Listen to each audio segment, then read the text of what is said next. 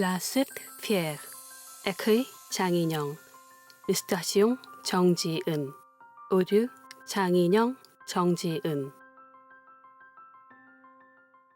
Je veux qu'on voyage une famille en voyage dans de nombreux pays du monde. L'histoire amusante que je vais vous conter m'a été rapportée par cette famille. Voulez-vous l'écouter? Un jour, un papa, une maman et leur enfant, qui aimaient de trois voyages, sont partis sur les routes dans l'espoir de découvrir un monde nouveau. Mais ils devaient bien efficer vers un long marché. Maman, j'ai chaud et j'ai faim. La nouvelle ville est encore loin? En entendant cette question, le papa et la maman se fondamentent l'enfant. Faisons encore un petit effort. Après avoir longtemps marché de la sorte, ils aperçoivent un petit village. Enfant, essayons de trouver de quoi manger dans ce village. Le papa entre alors dans le village avec sa femme et son enfant et demandèrent de l'aide aux façons. Bonjour, nous sommes une famille itinérante. Nous avons très faim. Pourriez-vous nous donner un petit peu de nourriture? 주은의 희영아 빡다제야 백부. L'homme qui faisait fonça les sourcils. La maman demande alors de l'aide à une autre passante. Bonjour, nous sommes une famille itinérante.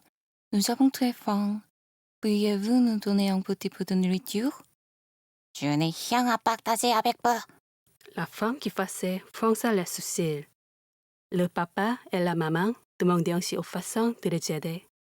Mais aucun villageois n'accepte leur demande. Cette famille de voyage a famille réfléchi alors sérieusement à une manière d'obtenir de quoi manger. Mais bien sûr, voilà ce qu'on doit faire.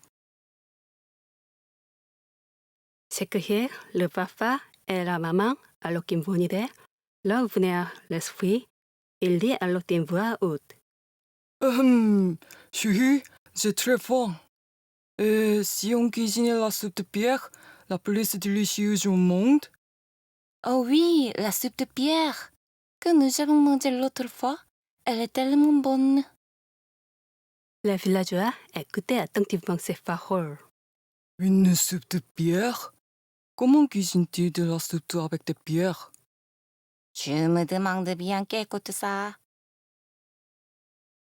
Les villageois qui les avaient observés par la fenêtre de leur maison commençaient à sortir un infus doux, curieux au sujet de ces soupes de pierre.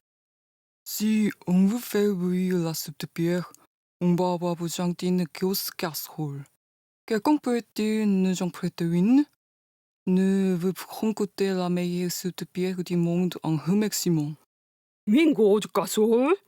J'en ai une chez moi. Attendez juste 10 minutes.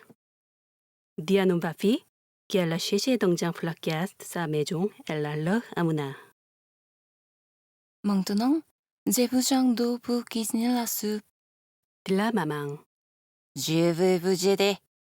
Moi aussi, je vais vous aider.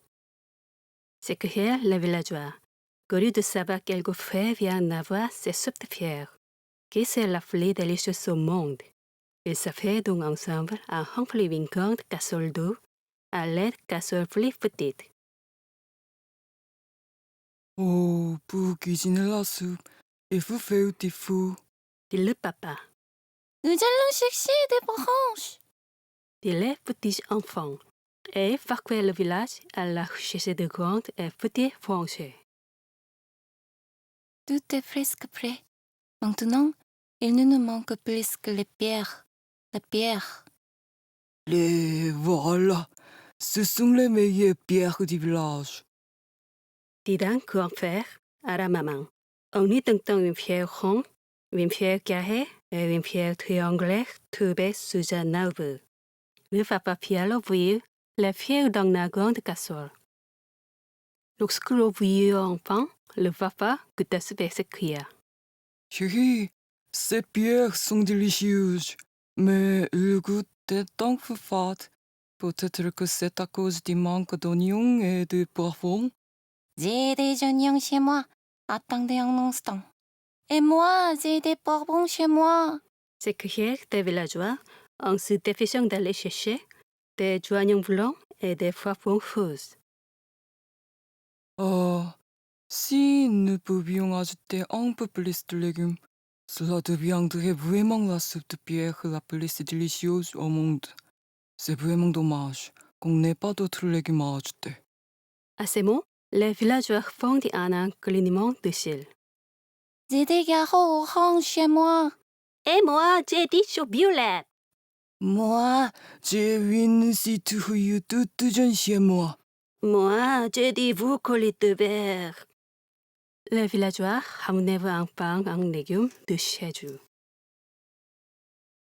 Le papa via le bouillie de la légume dans la grande casserole. Grâce aux ingrédients apportés par les villageois, le goût et l'odeur de la soupe de pierre deviennent encore meilleurs. Ça sent bon. Les villageois reniflèrent la bonne odeur de la soupe de pierre. Chérie, tu viens goûter? Dit le papa en tentant une cuillère de soupe à la maman. C'est parfait. Je pense que la meilleure soupe du monde. Papa, moi aussi, j'en veux. Le papa donna cette fois-ci une cuillère de soupe à son enfant. Papa, c'est trop bon. La soupe de papa, c'est la meilleure. Les villageois qui les avaient regardés saliver s'interrogèrent sur le goût de cette soupe. Wow, c'est vraiment possible de cuisiner la soupe avec des pierres à l'eau. Est-ce que je peux goûter aussi? Demandèrent les villageois, assemblés autour de la soupe au papa. Le papa regarde la maman en fuyant et la maman dit à l'eau. Bien sûr. Nous avons fait cette soupe ensemble.